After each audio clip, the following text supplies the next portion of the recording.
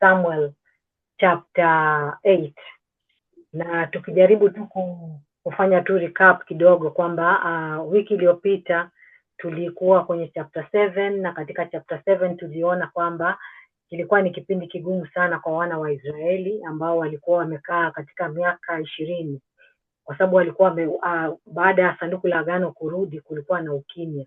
Kwa hivyo na katika kipindi hicho walikuwa wanamlilia Mungu na walikuwa wanaendelea kutubu, na baada ya kutubu Mungu akawasaidia wakatubu. Mungu akawasaidia na Wafilisti wakataka kuja kuwapiga, lakini Mungu akaingilia kati kwa ngurumo na radi, akaweza kuokoa wana wa Israeli. Na baada ya hapo Wafilisti wakatoka kwenye mipaka yao na miji ambayo ilikuwa imeibiwa yote ikarudishwa. Kwa hivyo na kulikuwa na amani katika siku zote za Samueli. Kwa hivyo leo tunaendelea na mlango wa 8, na katika huo mlango wa 8 nimeugawanya katika sehemu 3, na katika hizo sehemu 3 ambazo nimeweka ni kwamba ya kwanza tutasoma mlango wa 8 1 mpaka 3, alafu tutasoma 4 mpaka 5, alafu tutamalizia 6 mpaka 22. Kwa hivyo karibu Sister Joy. Amen. Nitasoma kama ilivyoandikwa. Hata Samuel alipokuwa mzee, aliwafanya wanawe wawe waamuzi juu ya Israel. Na jina la mwanawe mzaliwa wa kwanza aliitwa Yoel, na jina la wa pili Abia. Walikuwa waamuzi katika Beersheba. Ila wanawe hawakuenda katika njia zake, bali waliziacha ili wapate faida. Wakapokea rushwa na kupotosha hukumu. Amen. Basi kwa vile ni moderator, niendelee kusema. Kama una pointi zozote za kuweza kuchangia, karibu nyoshe mkono tuendelee. Na pia ili tukomboe wakati, kama pointi hiyo imeshasemwa, basi unaweza ukaacha ukasubiri ukaongelea nyingine, lakini karibuni, kila mwenye point anyanyue mkono tuendelee. Karibuni sana.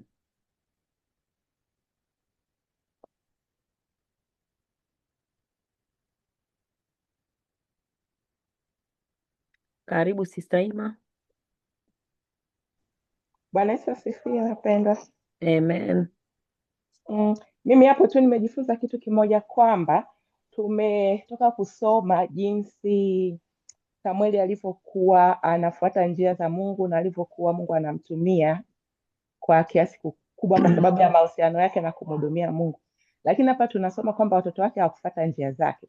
Na hapa mimi ninavyosema kwamba hawakufuata njia za Samueli, na maana ni hawakufuata njia za Mungu, kwa sababu tunajua Samueli alikuwa anafuata njia za Mungu. Kwa hivyo inanifundisha mimi kwamba hii relationship na Mungu au kuongozwa na Roho ni personal encounter rather than a family thing. Kama nani make sense? Yeah. Kwa hivyo yani vile the leading of the Holy Spirit ni personal encounter. Ndio maana tunaambiwa kwamba Roho Mtakatifu ni mtu, ni personal. We need to build that relationship for ourselves.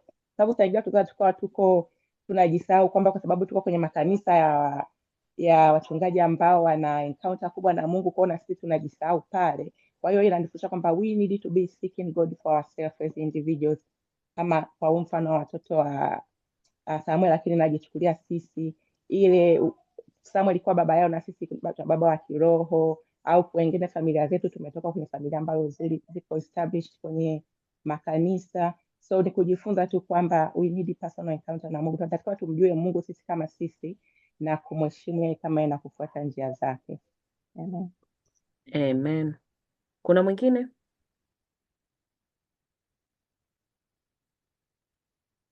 Karibu Sister Jen. Yeah, Bwana Yesu asifiwe. Amen. Yeah, mimi katika hii mstari wa kwanza na wa pili, kuna kitu nimeona kwamba kuna kitu kinaitwa kama kwa Samuel alipotaka kuwafanya, yani hata Samuel alipokuwa anafanya watoto wake kuwa waamuzi, umeona, na hiyo inaonyesha kwamba kusudi la Mungu Umenielewa? Kwa hiyo tunamtumikia Mungu kutokana na lile kusudi. Kwa mfano kama yeye akiwa kama watoto wake, and the same time naamini alikuwa ni baba wao wa kiroho, na ninajua kama ukiwa baba wa kiroho unakuwa kuna wachungaji wengi wanagundua vipawa tulivyo navyo sisi wanadamu kutokana na malezi wanaotulea. Kwa mfano mwingine anaweza akawa mwimbaji kwa kumtumikia Mungu, mwimbaji mwingine anaweza akawa mhubiri, mwingine akamfanya nini. Kwa hiyo inabidi vile vipawa viendane na vile hivyo kutokana na hilo kusudi la Mungu. Umeona? Na la pili katika hiyo unapokwenda kujua kusudi la Mungu, kwa kumwomba Mungu, kwa sababu tunakumbuka katika Matendo, sio ni nani alichaguliwa, walifunga ndivyo pale wakasema wakamchagua, sio ni nani, sikumbuki walimuua yule Stefano, something like that, na walitambua kwamba Stefano alikuwa katika the right ile uongozi aliopewa kutokana na kile kitu alichokibeba au kutokana na jinsi au maombi yalivyojibiwa. Kwa hiyo na sisi itufanye tukiwa kama tunamtumikia Mungu sasa hivi, tutakuwa tuna watoto wetu wa kuwazaa, kuna watoto wa kiroho ambao tutakuwa tunao. Umeona vile, tuangalie kwamba Mungu amebeba kusudi gani, na sio saa muda wengine kwamba vitu tunavyovitaka sisi ndivyo Mungu anavyovipata. Hapana. Kwa mfano, yani Mungu alimkataa Esau akamkubali Yakobo. Umeona? Kwa hiyo hata kama ungefanyaje unataka kumweka ya Esau, Mungu tayari hataki. Alafu au mwingine mfano mzuri sana Daudi yeye alikuwa polini anachunga kabisa, wakati ndugu zake ndo yani walikuwa wanaonekana wao ndo wanafaa, wao ndo wapaka wa mafuta, lakini Mungu alisema hapana, na mtumishi wangu mimi Daudi. Kama aliitwa hivyo hivyo na vumbi lake, aliitwa hivyo hivyo na vitu vyake vya kuchungia, lakini hilo ndio lilikuwa kusudi la Mungu, na Mungu alikuwa anajua ni kitu gani alikiweka kwa Daudi, na Daudi ndiye alikuwa mfalme wa vita. Kwa hiyo Mungu atuongoze, maombi yatuongoze kusikia uchaguzi wa Mungu. Amen. Amen. Karibu Sister Victoria. Bwana Yesu asifiwe. Amen. Mimi naongelea mstari wa 3. Kuna kitu nilijifunza hapo kwenye mstari wa 3. Mstari wa 3 unanifundisha kwamba kama alivyosema Sister Ima kwamba ni wajibu wa kila mtu kusimama katika imani yake. Unajua kila mtu ana wajibu binafsi mbele za Mungu. Sio kwa kumtegemea mzazi wako wa kiroho. Unatakiwa tusimame. Philippians 2:12 anatuambia walk out your own salvation with fear and trembling. Kitu ambacho cha individual, si ndio? Hata wakati wa hukumu tutasimama, ni individual thing, si ndio? Lakini pamoja na hayo nikajifunza kwamba pia unajua sometimes tuna background tunapotokea. Mtu unasikia anasema sisi kwetu tulikuwaga Waislamu, mimi nasemaga tulikuwaga wa Roma, tulikuwaga vipi. Lakini pale unapompokea Yesu ukamjua, kwa sababu tumesema kwamba hii relationship ya Mungu ni individual, mtu anatakiwa yani pale ndo wewe uwe ni chanzo cha wokovu na ukue katika wokovu. Kwa hiyo waseme katika generation ile Sister Joy alipookoka, unajua ikachange kila kitu, si ndio?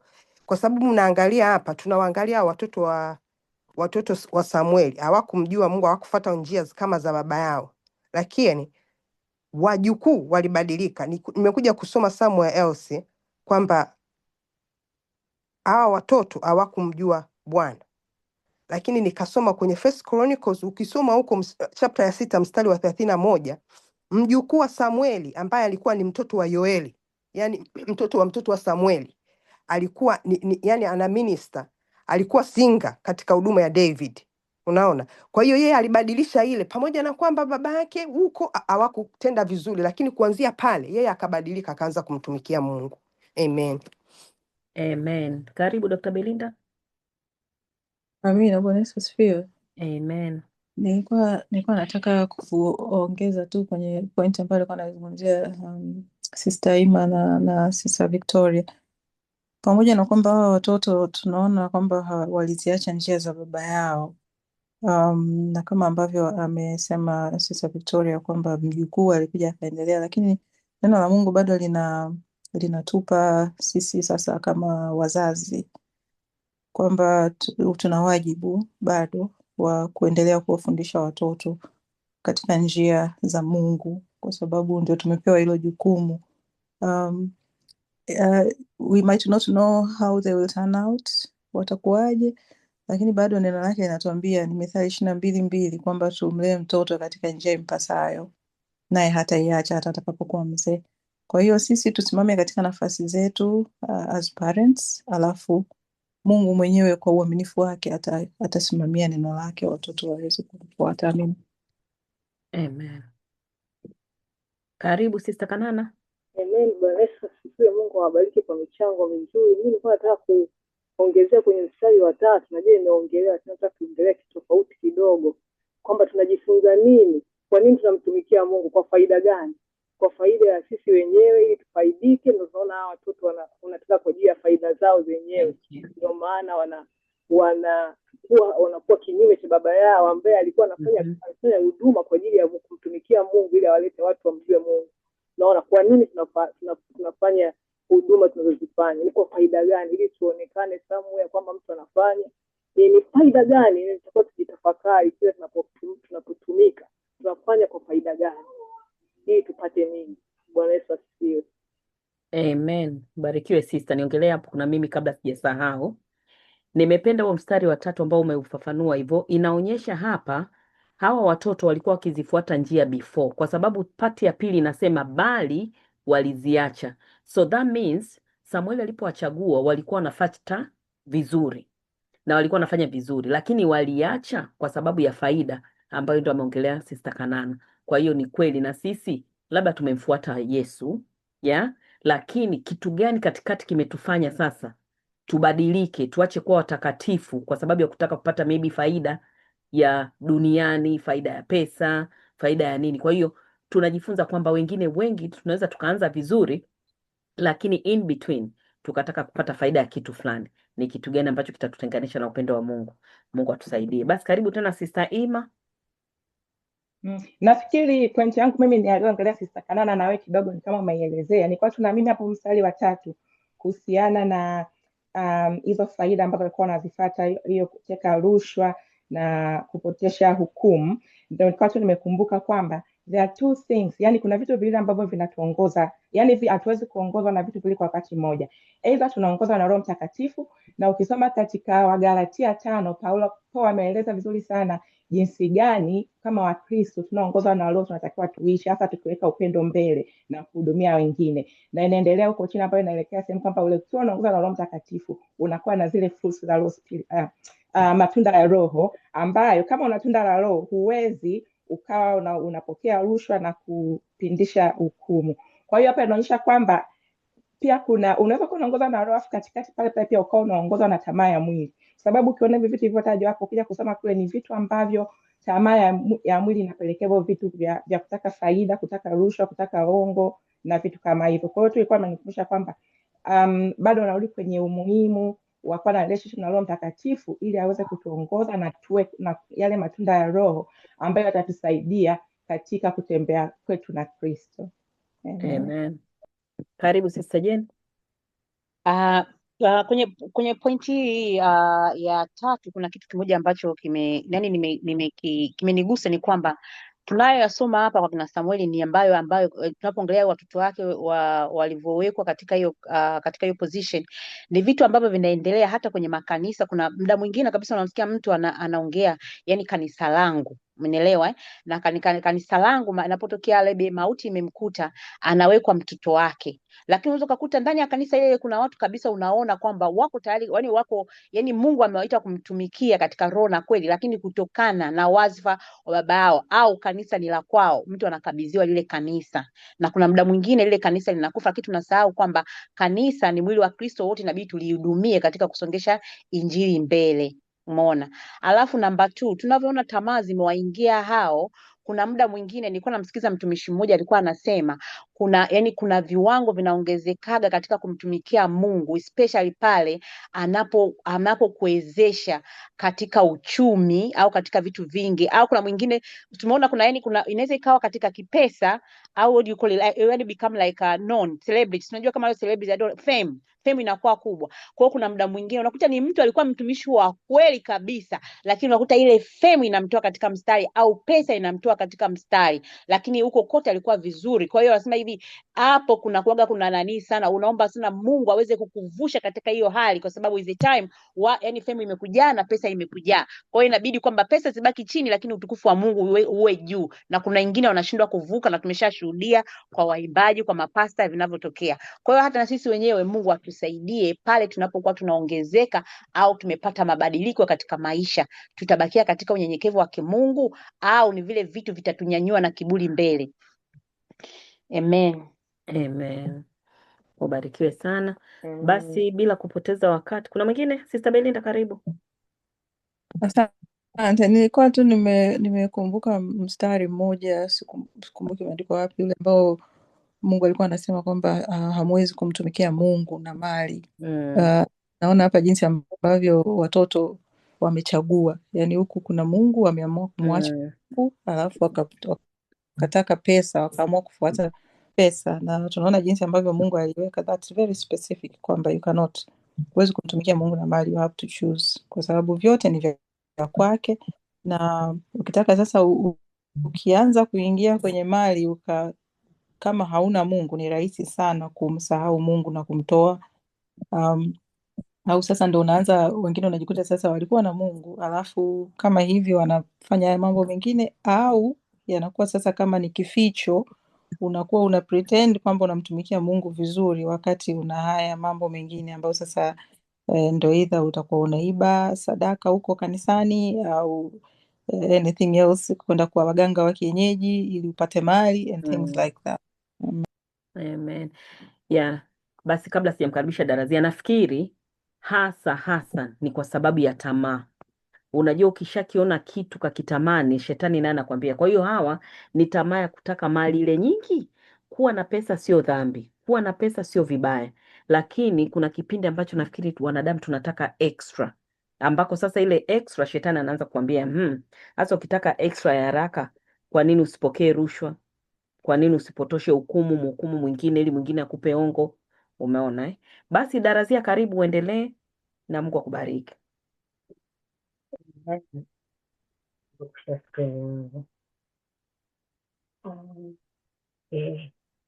Should I stop sharing? Yes, please. Thank you. Darazia? Yes. Na share. Okay. Umesha stop sharing? Yes. Oh, yeah, kwa sababu nimeona nimeshare hapa. Okay.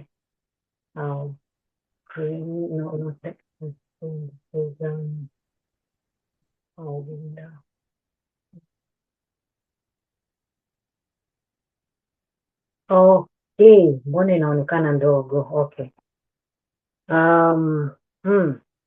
Jamani, mimi nashukuru kwa hizo pointi zenu zote. Kwa kweli na mimi niko hapo na nyinyi mlipo, na kikubwa kingine ambacho ningependa kuongezea ni kwamba katika kipindi hichi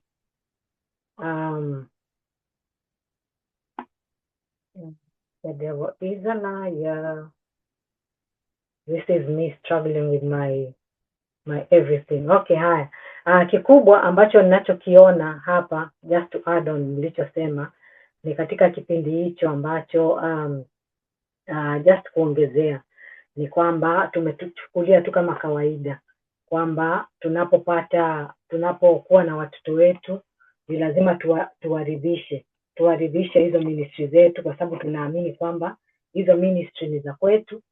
Kwa hivyo lazima tupatie family members. Kitu kingine ambacho tunasahau ni kwamba sisi wote tumeitwa kila mtu ameitwa katika different ministry. Kwa sababu baba yako ameitwa kuwa mchungaji, sio kwamba na wewe automatically utakuwa ni mchungaji.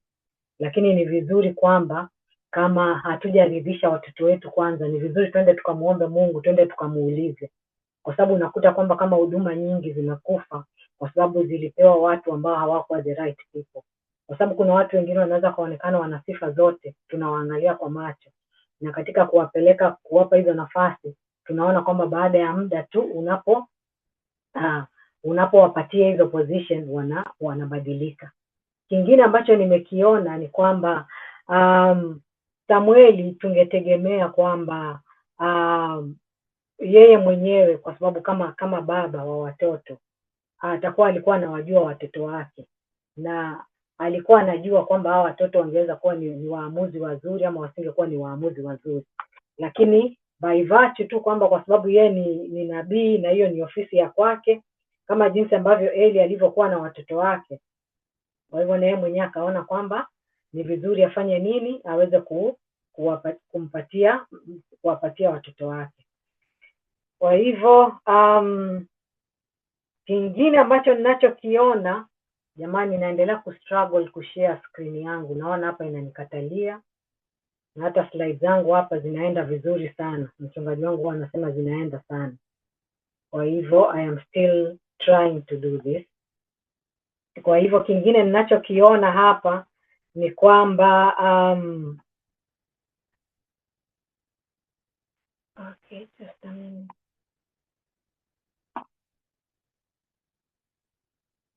Sorry. Okay. Okay. Huu wakati ulikuwa ni kipindi cha mwisho cha waamuzi. Yaani Samueli ndio alikuwa anaishia katika kipindi cha mwisho, ndio alikuwa mwamuzi wa mwisho. Kwa hivyo pia tunaona kwamba katika kipindi hiki tunaona kwamba kulikuwa na mzunguko wa dhambi. Kwa mfano kama huko tulikotoka, tunaona kwamba bado mentality yao watu bado haijawatoka ya Egypt.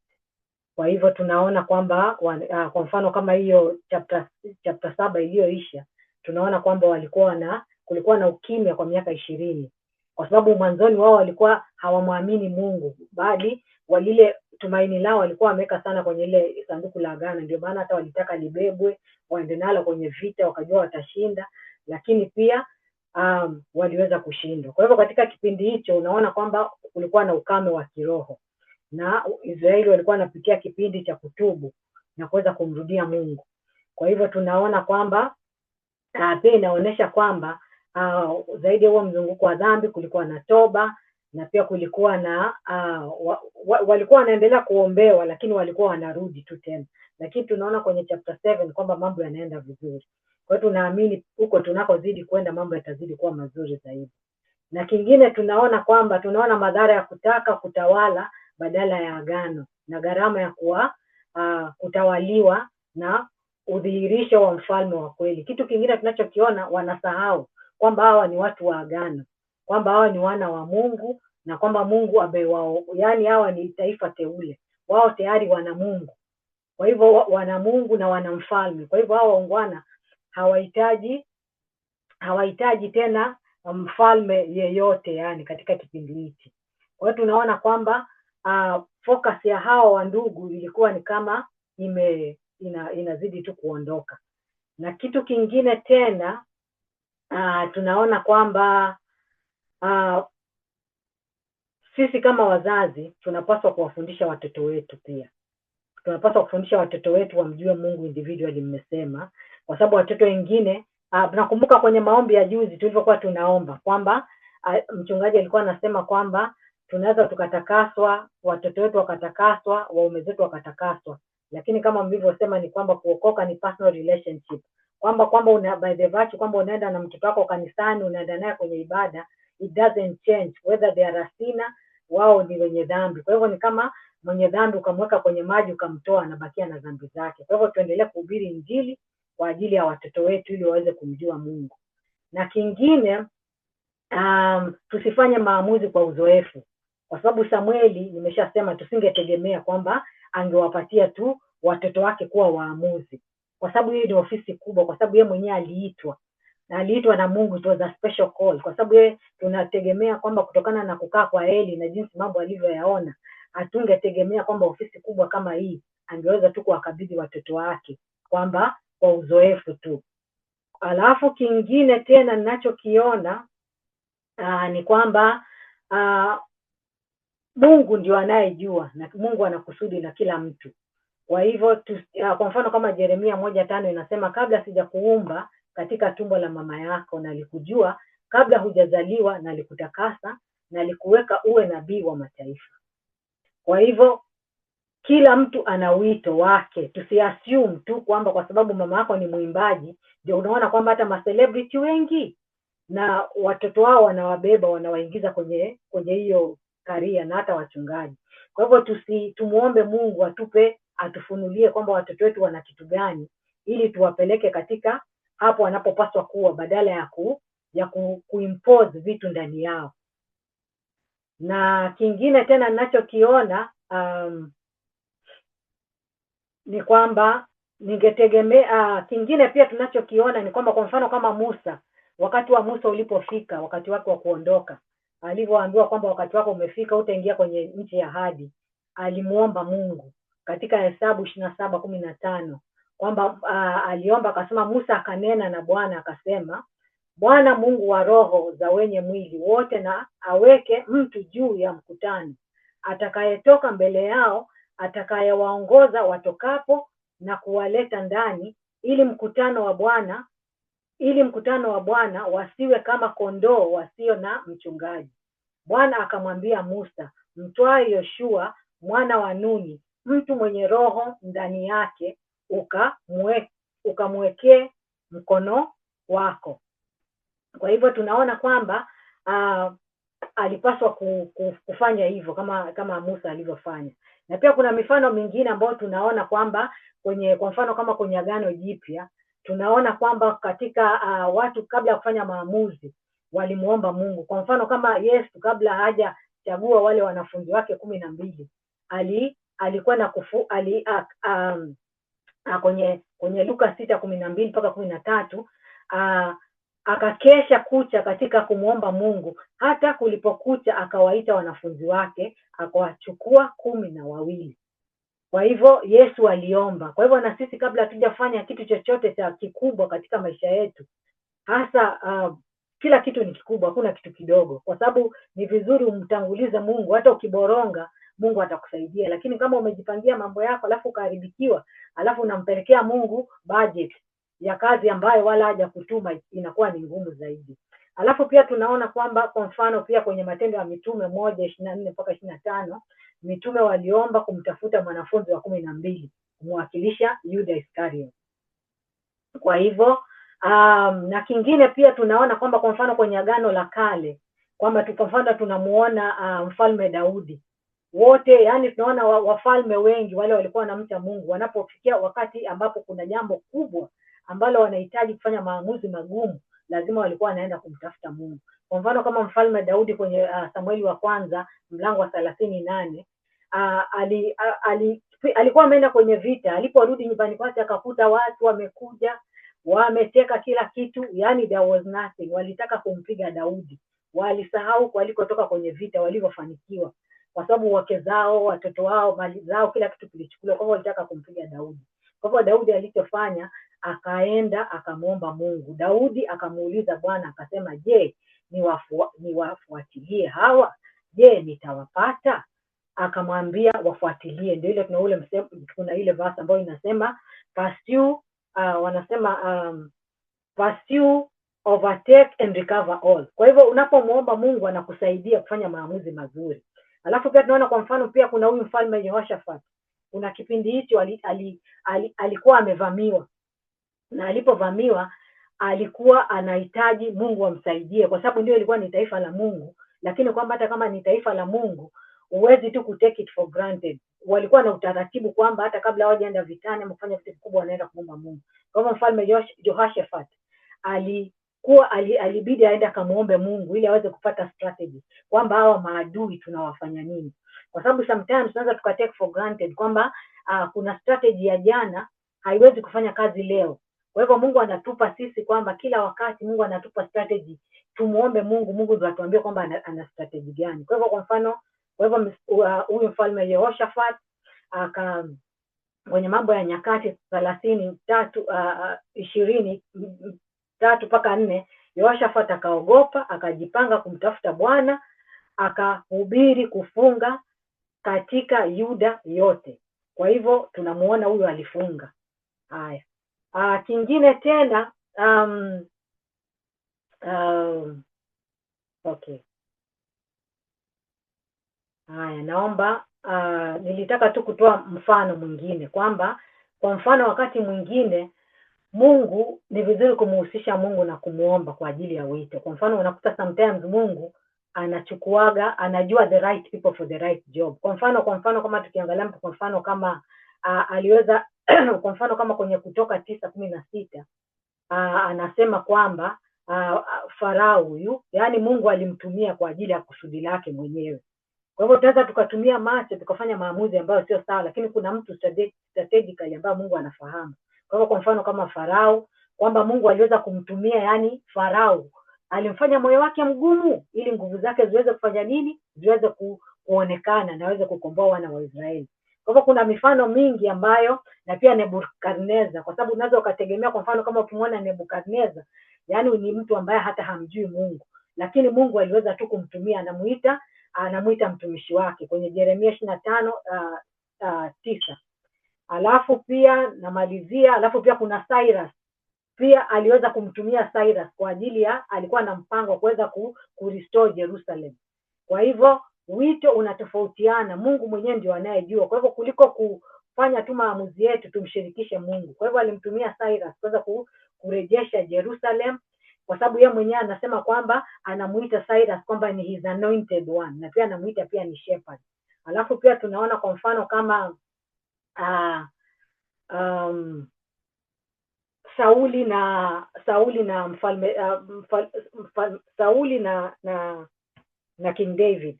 Kwa hivyo Mungu katika nyakati tofauti tofauti, yeye mwenyewe ndio anayechagua. Yeye mwenyewe ndio, hapa tunapoendelea huko tunapoenda, ndio Sauli atakuja kupatikana, lakini baadaye Mungu atakuja kufanya nini? Atakuja kumuondoa, kwamba hataweza kufanya kazi tena. Kwa hivyo nimemaliza. Kwa hivyo naomba tuende kwenye hiyo nyingine. Thank you.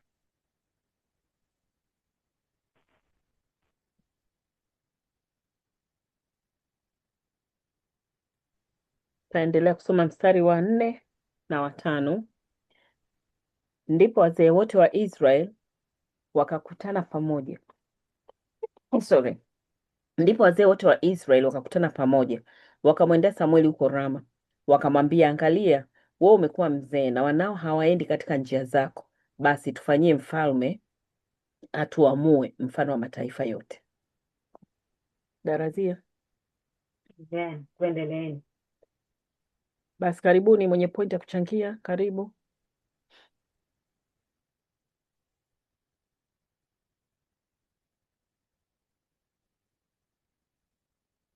Karibu Sister Victoria.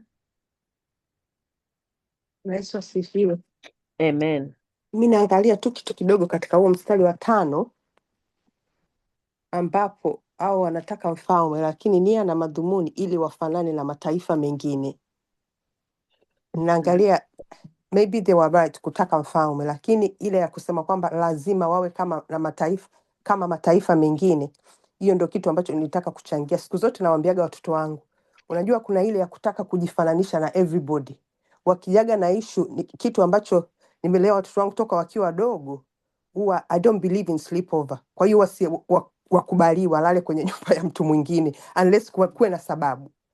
Sasa wenyewe wananiambia vitu, but everybody does it, but everybody, naambia sasa mkumbuke kwamba your name is not everybody, your house is not everybody. Wewe kuna misingi ambayo umefundishwa, kwa hiyo utaendelea na hiyo misingi mpaka mimi nisiwepo. Huo na mambo yako unaweza ukafanya vya everybody, lakini as far as uko hapa, mimi sio everybody na nyumba yetu sio everybody. Kwa hiyo unatakiwa ujue, sio lazima ufanye mambo ya watu wengine. Au wanataka mfalme, lakini nia na madhumuni ni kwa ajili wafanane na mataifa, wafanane na watu wengine, unaona.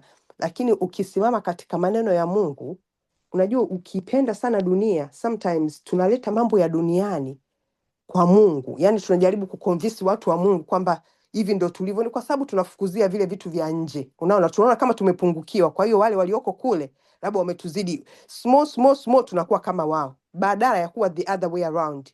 We are supposed to stand on what we believe ili kuwini wale waje ndani. Unaona?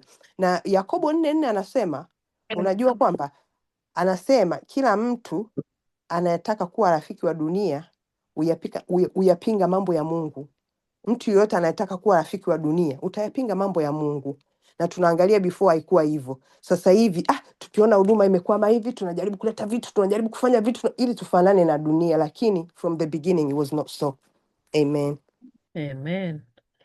Karibu Sister Jane and then Sister Ima.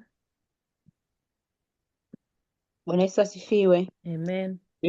Kuna kitu hapa mimi nime kwamba tunajua hata kwenye Biblia sikumbuki huo mstari kwamba wazee ni watu moja wa muhimu sana, na hata kwenye community zetu wazee ni watu wa muhimu sana, ambayo tunaamini au inaaminika ni wanapokuwa katika uzee, wengi wanakuwa katika busara na hekima kwa sababu wameyaona mengi.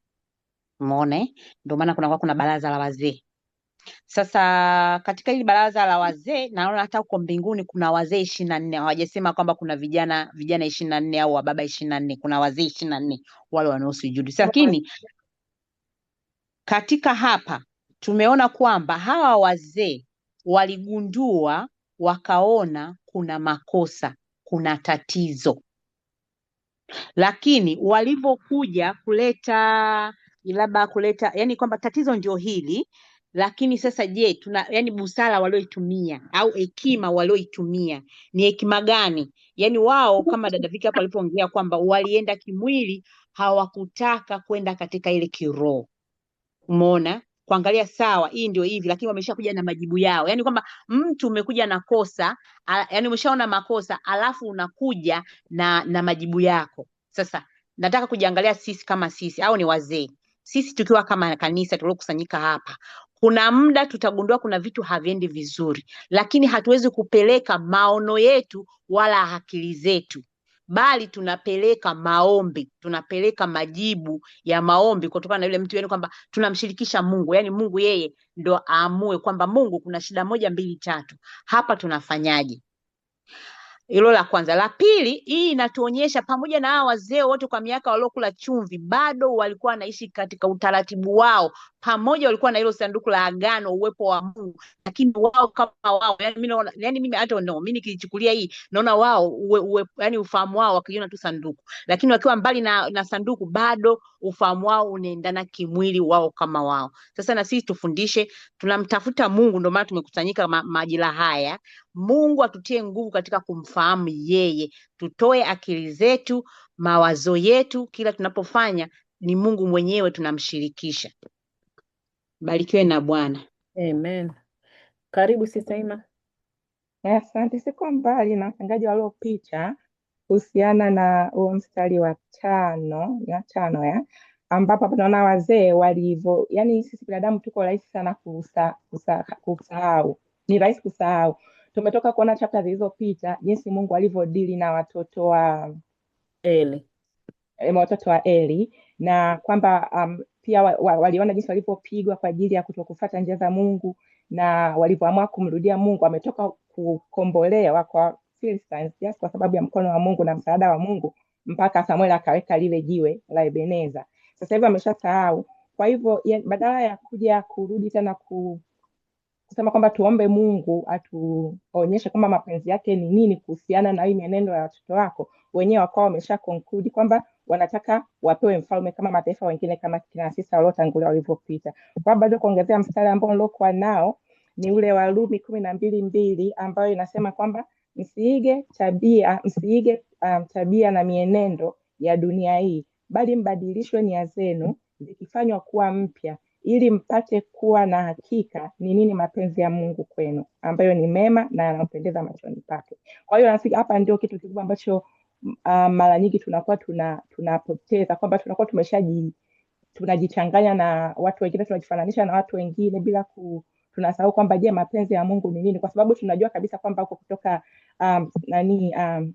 zile what shall I say, kule kwenye Exodus na Kumbukumbu la Torati, tunaona kabisa jinsi Mungu alivyokuwa anajidhihirisha kwao kama king. Tunaona kwamba ni Mungu ni Lord, but he was their king. Amekuwa akiwaongoza, akiwapigania, lakini binadamu siongelea hata Waisraeli, kwamba sisi wenyewe tunakuwa tunasahau kwamba Mungu ametutoa wapi au ametupa ahadi gani kwetu. Kwa hiyo tunakuwa saa nyingine tunajiambia. Kwa hiyo tulikuwa nataka kuongezea hapo, siko mbali na wengine, nilikuwa nataka kuongezea huo mstari ambao Mungu atusaidie kwamba tuweze kuwa tunarudia yeye na kujua mapenzi yake ni nini katika situation zetu. Amen. Amen. Karibu Dr. Belinda. Amen. Bwana Yesu asifiwe. Amen. Tu kuongeza point ndogo, jinsi ambavyo watu wanaangalia matendo, na kunajua tumeshaiongelea huko kwenye chapter zilizopita, lakini nilikuwa nakumbuka tena hapa kwamba watu wanaangalia matendo yetu. Unaweza ukafanya vitu kwa sababu kama hivyo, rushwa ni kitu ambacho mara nyingi watu hawachukuagi openly, ni kitu ambacho mtu anakuwa yuko sehemu ya siri fulani, yeye na yule anayepokea ndo wanakuwa wanajua wanafanya kitu gani. So lakini bado naona kwamba hawa watu, kwa mfano hawa wazee, ina maana waliona matendo ya hawa watoto pamoja na kwamba walikuwa wamewekwa kama waamuzi, ina maana lakini matendo yao sasa yalikuwa yanaonekana kwamba nafasi walionayo na matendo wanayoyafanya sio. Nikakumbuka ule mstari wa kwenye Mathayo 5 kuanzia 13 mpaka 14 ambako tunaambiwa tuwe chumvi ya dunia na nuru ya ulimwengu, na kwamba watu watayaona matendo yetu ndio wamtukuze Mungu. And then kwenye Yakobo 2:17 tunaambiwa kwamba imani yetu bila matendo imekufa nafsini mwake. Kwa hiyo Mungu atusaidie sana kwamba imani yetu iweze kuwa inaendana na matendo ambayo sasa ndo watu watayaona. Nafikiri Sister Victoria anasema kwamba sisi ndio kitabu kinachosomwa na watu. Amen. Jeni, umenyosha tena? Yes, nimenyosha tena. Kuna kitu hapa nataka tukiangalie tukiwa kama hapa sisi wote ni kanisa, tukimwangalia jinsi anapopita Samueli ndiko kule alikopita Eli. Umeona, Eli na watoto wake, shida ilikuwa kuna shida tena, na anapopita Samueli ndio kuna shida tena ya watoto, hivyo hivyo katika kwenye kumtumikia Mungu. Sasa hii inanikumbusha kitu kimoja, kwamba kuna kitu kinaweza kikatokea tunapokiacha bila kusimama kwa toba yenye mzigo, kile kitu kinajirudia. Kwa hiyo hii ni tatizo litokea, lakini sidhani kama I don't know, kuna kwa kusoma tu, naamini kwamba kama kungesimama kanisa kama kanisa au wao kama wao, kwa sababu walikuwa wanaendaga Shilo, kwamba tumempata Samueli, tunaomba toba katika vile vitu vyote vilikuwa vinatokea huko katika utawala wa Eli, usijitokeze tena katika utawala wa Samueli. Kwa hiyo mimi naamini kwamba toba ni kitu kizuri sana, na toba kinatusababisha vile vitu ambavyo vinajirudia tena, kwa sababu I believe tunapokuwa katika wokovu ni transition, tunaacha yale alafu tunaenda mengine. Sasa kuna kwamba yanapojirudia vitu, kuna sehemu labda hatujasimama katika zamu zetu. Kwa hiyo itukumbushe hata sisi wenyewe tukikaa silini wenyewe, tunajua kuna vitu vingi tumevitenda. Tuombe toba, Jehova samee hapa mimi nilipopita, mwanangu mimi sitaki apite hapa, sio katika utumishi, katika tabia tu zingine tofauti tofauti. Kwa hiyo mimi naomba jamani, ili swala la mzigo kama kanisa tunapoona tusio wazuri sana kunyoshea vidole, tusimame kwenye kanisa, tuliombee toba kanisa, tuombee toba waumini, tuombee toba wachungaji, chochote kile ambacho tutakiona kwamba kuna itilafu kidogo, magoti yahusike kwenye toba. Ni hilo tu wapendwa. Amen. Basi karibu Darazia. Amen. Na mimi naunganishia hapo, asanteni sana, naunganishia hapo pamoja dada Jeni kwamba historia inajirudia, kwa sababu tungetegemea binadamu kwamba na kimungu, kwa sababu angalau watoto wa Eli wamezaliwa mahali baba yao alikuwa hawakatazi kufanya ubaya. Kwa hivyo tulitegemea pengine kwa sababu hivyo ndio maana walikuwa wanafanya dhambi. Lakini watoto wa Samueli baba yao alikuwa ni straightforward. Lakini tunaona kwamba bado hiyo dhambi bado inawafuata. Kwa hivyo hata na sisi kuna vitu ambavyo tunahama navyo huko tulikotoka. Kwa hivyo ni vizuri tumuombe Mungu na tukate hizo connections zote tulizokuwa nazo. Uzuri zaidi ni kwamba tumepewa jina la Yesu, ambalo jina la Yesu tumepewa damu ya Yesu na neno, kwa hivyo tunaweza tukakata. Kwa hivyo hicho ni kitu kingine. Ndio hivyo tunategemea tu kwamba mtoto wako, ndio maana tunasikia kwamba by virtue kwamba wewe ni mtumishi sana, unatumika sana, it doesn't guarantee kwamba mtoto wako hatafanya nini, hata kuwa upande wako. Kwa hivyo hapa tunaona wa Samueli, lakini tusikate tamaa, tuendelee kuomba watoto wetu kwamba it is not their portion. Kingine ninachokiona ni kwamba mmesema kwamba wapate faida, yani wanapokea rushwa kwa ajili ya faida. Walikuwa na tabia nzuri wakabadilika. Kwa hivyo hapa tunaona kwamba ni jinsi gani spiritual privileges does not guarantee a faithful heart. Kwa sababu yani, kwa mfano hao watoto wana privilege, kwamba hao wana privilege watoto. Imagine kama wewe, kama baba yao ni nani, baba yao ni Samueli, so you can expect kwamba yani ni mtumishi, ni mkubwa, lakini yani kwamba bado tu kwamba hiyo privilege watu waliopewa, yani bado tu kwamba haigarantii kwamba wewe ndio, kwa sababu tunapookoka, tunaposamehewa, tunapaswa kubadilika, kwamba tukabadilika, tukafanana na Yesu, tukafanya matendo ya Mungu. Lakini unaona kama hao watoto kwamba yani kwamba by virtue kwamba walikuwa wamekaa karibu na anointing, kwamba tungetegemea kwamba mioyo yao ingeweza kuwa faithful. Kwa hivyo ni kitu tu cha kujiangalia, na nafikiri kama kuna mmoja amesema, nafikiri Bishop amesema to check our salvation with fear and trembling, na wale ambapo tunapofikiria kwamba umesimama uangalie usiweze kuanguka. Kingine ambacho nakiona ni kwamba sifa za hawa viongozi, kwa sababu tulitegemea hawa ndio cream de la cream, kwamba hawa ndio wanaojua sheria, wanaojua kila kitu. Yani usinge expect kwa hekima ya hao watu waliokuwa nayo kwamba wangeweza kweli kabisa wakasema, jamani, tunataka mfalme ambaye tunamuona, mfalme tunaenda naye vitani, wakati Mungu wanamjua tangu wametoka Egypt, Mungu alivyowapigania katika mapigo 10 yale, Mungu amepangua kila kitu, yani wamevuka kote huko, Mungu amewapigania. Sasa ni mfalme gani tena zaidi wanayemtaka, ambaye wanataka wamuone? Kwa sababu unajua sometimes tunaweza kuwa na kitu ambacho Mungu ametupatia katika maisha yetu, lakini we don't know the value ya hicho kitu ambacho Mungu ametupatia, kwamba tunawaangalia watu wengine, tunaona kwamba wao wana faida zaidi, kwa sababu hadi shetani anatoa our attention kwa vitu ambavyo vinavilita, kwamba yani anatufanya kwamba sisi tuone kwamba pengine umemuomba Mungu, umekaa kwa uaminifu, unamtegemea Mungu, yani wewe uone kama mambo yako yanaenda, lakini unaangalia wenzako mambo yao yako ovyo, lakini mambo yao yanakwenda tu. Kwa hivyo unaanza kushangaa kwamba mimi pengine sina kitu, lakini sisi tumembeba Mungu mkubwa, mwenye mamlaka, mwenye kila kitu. Kwa hivyo yani tumebeba yani what we have is bigger, yani we don't need kwenda kutafuta kitu kingine. Yani huyo Mungu alikuwa anamtafuta kwenda kupigana vita, walikuwa naye. Kwa hivyo na sisi Mungu atusaidie tuwe na huo uhusiano, kwa sababu unaweza kuwa umembeba Mungu lakini usimjue kama umembeba Mungu. Kwa hivyo huyu Mungu afanyike reality katika maisha yetu, kwamba not only kusoma neno lake, not only kusikia shuhuda za watu, Mungu wa matendo makubwa, haya matendo makubwa yadhihirike katika maisha yetu.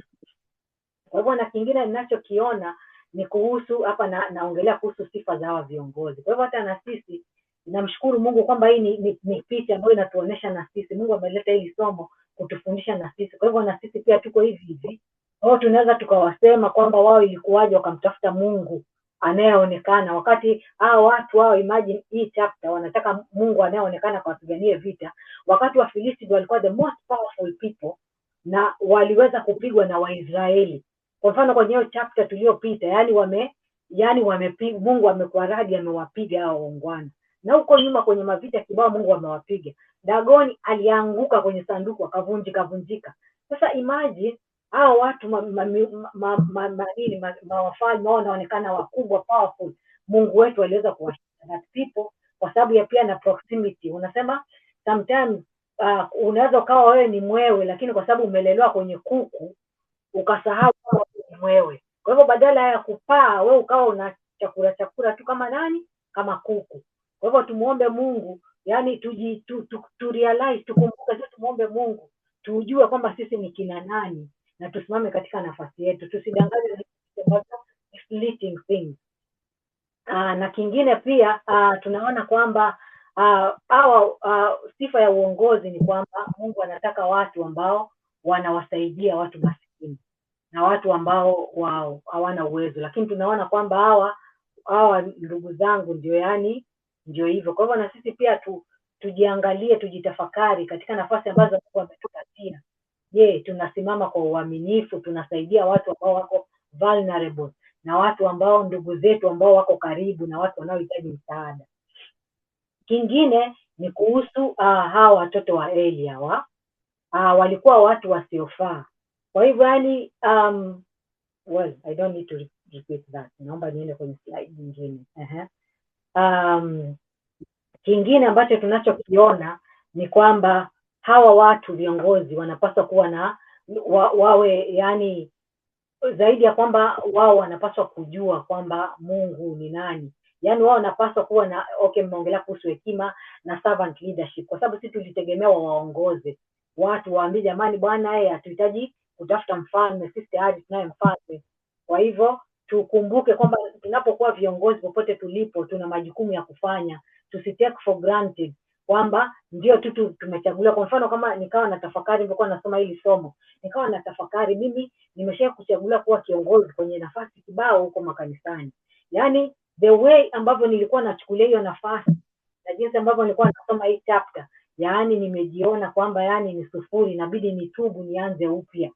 Kwa sababu yaani nimeona kwamba responsibility ya leader ni kubwa mno na nafasi kubwa mno. Yaani unapochaguliwa watu wanakutegemea wewe usimame, uweze kutoa directions za kuweza kuwasaidia watu. Kwa hivyo unaona hawa elders ambao walitegemewa, wao wanawapoteza wana wa Israeli, kwa sababu wao wanajua Tora, wanajua amri 10, yani wanajua vitu vingi, lakini kutokana na kwamba basi tu ndio hivyo, kwa hivyo wamewacha, watapoteza wana wa Israeli, na huko baadaye watakuja kupata kipigo because wamedemand kitu ambacho hawakupaswa kudemand.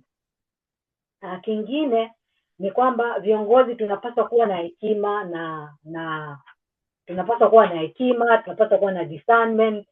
Kwa hivyo yani hawa waungwana wangeenda tu kumuomba Mungu kwamba Mungu awaonyeshe kwamba ndio kwamba walimtegemea Samueli. Samueli ndio ameshachoka, ndio huyo ameshazeeka, lakini na watoto wake ndio hao sio kutumainia, kwa sababu wao tangu zamani kabla hawajafanya kitu walikuwa na consult. Wangekuwa hivyo kwenda kuconsult. Kama tumwombe Mungu sisi atupe hekima, atupe discernment na atupe moyo wa kumtafuta Mungu, na katika kila kitu tumtafute Mungu, tusiangalie vitu katika face value, kwa sababu wao waliangalia wenzao wakaona kwamba wanahitaji mfalme, kwa hivyo na wao wakataka tu mfalme, hawakujua repercussions. Kumbe katika kutafuta mfalme wamemkataa Mungu ambaye ni Mungu wao, kwa sababu wao ni watu wa agano, yani wanavunja agano bila kujua. Kingine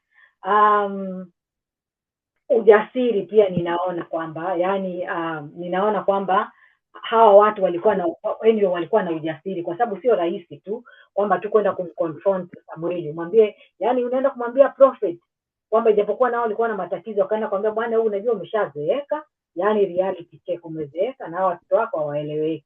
Kwa hivyo mwenzangu, hapa inabidi tujipange mapema kabisa. Kwa hivyo tunapokuwa viongozi pia tunapaswa kuwa na ujasiri. Hata Samueli pia tunamuona ana ujasiri huko mbele, kwa sababu tunapoendelea tutaona jinsi gani ambavyo hakupendezwa na kitendo cha wao kumdai mfalme wakati Mungu ni mfalme wao. Kingine tumeshaongelea kingine ni inatukumbusha tu viongozi tusiangalie, kwa sababu sometimes katika kuangalia viongozi naweza tukamuona kwamba huyu anaonekana ni kiongozi, amechangamka, anajua. No, tuende tukamuone Mungu, tusichague tu watu. Alafu kingine ni viongozi jamani huwa wanakosea mwenzangu.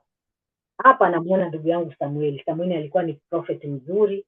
Samueli alikuwa ni mshikaji wa Mungu wa karibu kabisa, kwa sababu tangu utoto wake alitolewa kwa Mungu na ametumika kwenye huduma, lakini tunamuona kwamba Samueli alipitiwa, ndio maana akawaweka watoto wake nini, waamuzi. Kwa hivyo na sisi tukumbuke kwamba jamani, hata sisi viongozi tunakoseaga, na tunapokosea tunapaswa kutubu na kuomba msamaha na kurekebisha.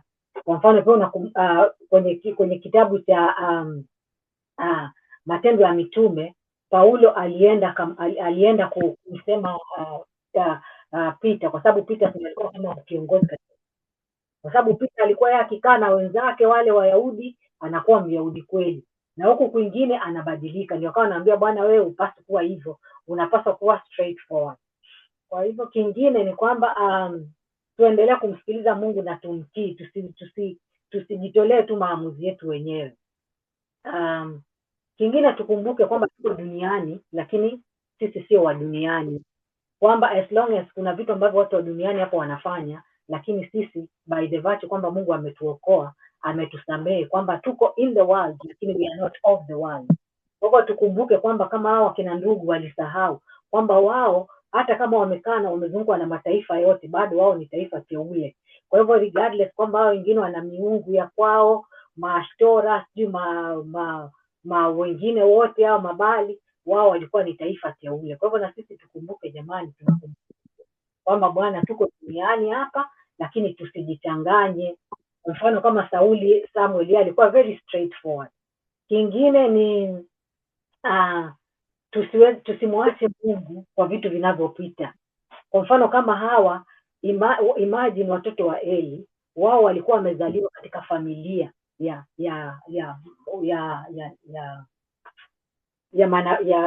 makuhani, yaani walipata hiyo birthright kwamba wao wamezaliwa katika ukuhani, lakini unaona kwamba yani walifika mahali wakasahau who they were na kwamba walichaguliwa kwa ajili ya kitu gani, wakaanza kwenda kulazimisha madhambi yote walikuwa wanafanya yale, jinsi ya kwenda kutaka nyama hata kabla ule utaratibu, kwa sababu ilikuwa nyama kule ikichemshwa anapaswa tu kuita fork na hiyo nyama inayotoka ndio hiyo anachukua, lakini wao walikuwa wanataka wanajichaguliana nyama zile nzuri wanazotaka, yaani walianza kuabuse power. Kwa hivyo na sisi Mungu atusaidie kwamba jamani, tusisahau kwamba Mungu alikotutoa, alivyotusamehe, ametutoa huko tuliko, ameturehemu.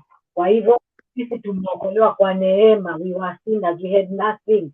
Yaani sisi value tulionayo tunaolinga nayo sasa ni kwa sababu Bwana ametuhurumia, Bwana ameturehemu.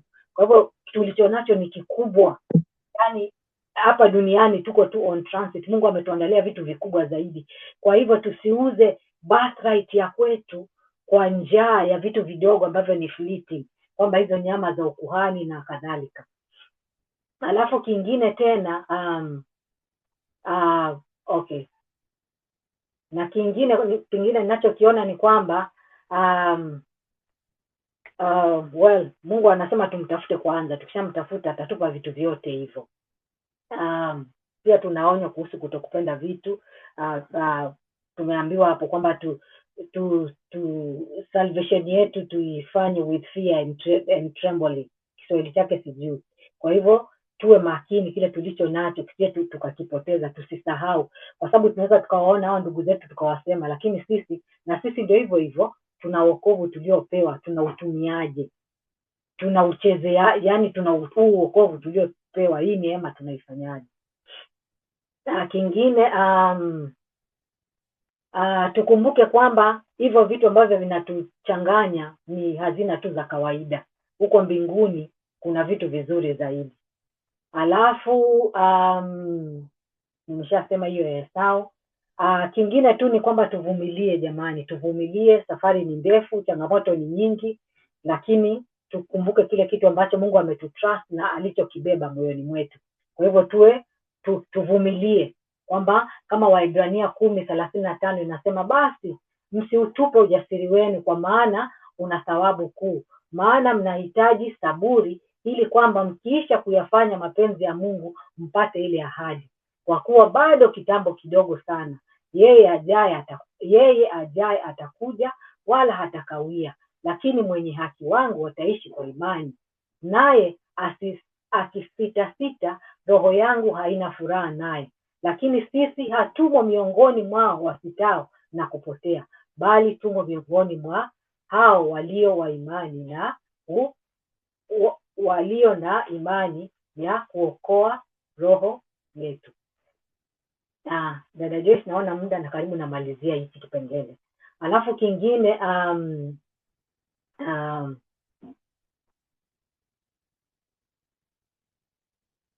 okay, kingine ni tumeshasema tusipoteze identity yetu, covenant identity yetu jamani. Sisi we are very special. Kwa hivyo Dada Joy, nashukuru sana.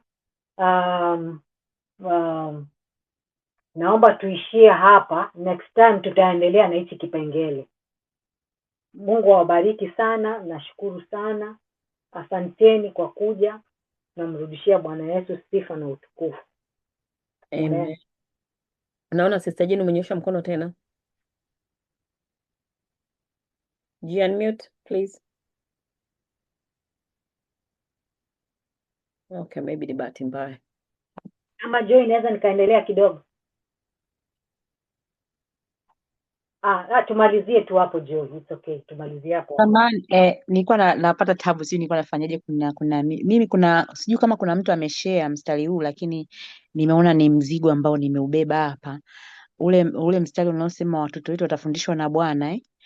Ni kweli watoto wetu tutawafundisha, tutaomba nao, lakini tumwombe Mungu neema aliyoachilia juu yetu, neema aliyoachilia ya kumtafuta Mungu iendelee na juu yao wao. Tunaweza tukafanya kazi kubwa tu, na mtu anaweza akamjua Mungu lakini baadaye akabadilika. Na sio kwa watoto tu. Tumeona wachungaji waliokuwa wazuri, waliokuwa kabisa wamefanya vizuri katika viwango vya juu, wameteremka. Waimbaji kwaya ambao unaona kabisa walikuwa wamejaa na upako, lakini upako ukashuka na wenyewe wakashuka. Umeona? Kwa hiyo hilo mimi ndio kwa sababu tulikuwa tunasoma masuala ya watoto wa Samueli na maamuzi ya Samueli, na sisi tukiwa kama wazazi, Mungu atusaidie, na kama sisi tutawafundisha, lakini Mungu yeye ndo mwalimu mkuu, abaki nao mpaka mwisho wa dahari. Ni tu. Amen. Amen. Amen. Basi katika kujifunza neno la Mungu. Mpendwa, kama utapenda kumpokea Yesu awe Bwana na Mwokozi wa maisha yako, na kukaribisha uombe sala ifuatayo. Baba wa mbinguni, asante kwa upendo wako na rehema zako, na kujia katika jina la Yesu Kristo. Nakiri kuwa mimi ni mwenye dhambi na naomba msamaha wako. Ninaamini kuwa Yesu Kristo alikufa kwa ajili ya dhambi zangu na akafufuka ili nipate uzima wa milele. Namkubali Yesu Kristo kuwa Bwana na Mwokozi wa maisha yangu. Ingia moyoni mwangu na unifanye upya. Nisaidie kufuate siku zote za maisha yangu. Asante kwa kunipa wokovu kwa neema. Amina.